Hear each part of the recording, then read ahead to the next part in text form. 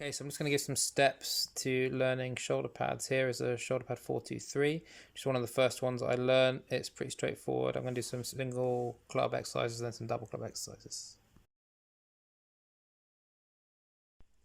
So you want to keep your shoulders as relaxed as possible, not let them hunch up because that will mess things up. And then you're looking to get the widest part of the club to make contact with kind of the top of your pec as a contact point, and that's where it seems to work for me to go into a nice position on the shoulder. There are 4 distinct single club shoulder pad variations. The first one is a native side shoulder pad returning to the same hand. So it's effectively going from your right hand onto your right shoulder and back into the right hand.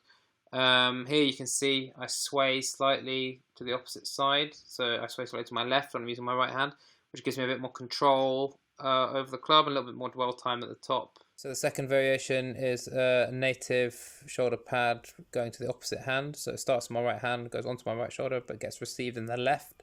So it gets used to swap sides of the body. Can be used for cascades and stuff, but it's quite handy just to have a grasp on it. Third variation is a non-native side shoulder pad returning to the thrown hand. So it's kind of the same as the first one, except you're going on your opposite shoulder instead. Swaying's the same.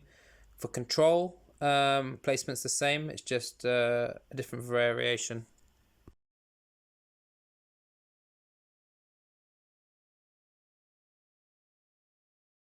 Number 4 is a non-native side shoulder pad going to the opposite hand. So kind of use it to pass from the right hand onto the left shoulder into the left hand, and then reverse that. It's quite good to practice. This one fits really well inside a cascade, so it's kind of a good one to focus on.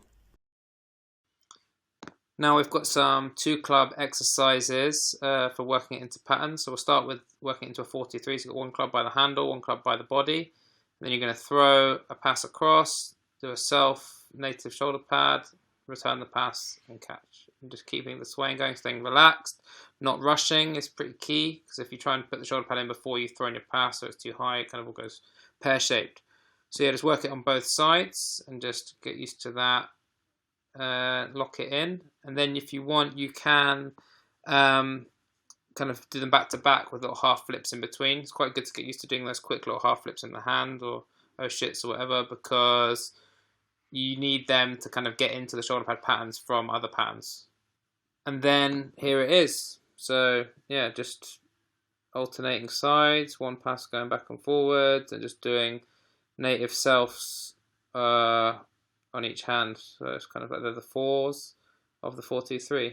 So next up, we're just doing the classic 2-ball exchange, working on putting the shoulder pad into a cascade. So you're going to lead with a throw, do a non-native shoulder pad across the body to switch hands. Obviously working it on both sides.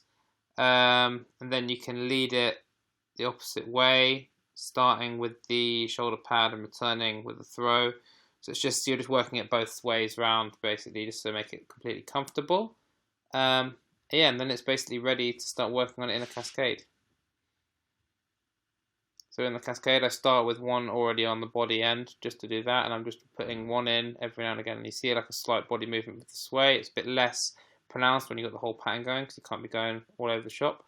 But yeah, there it is.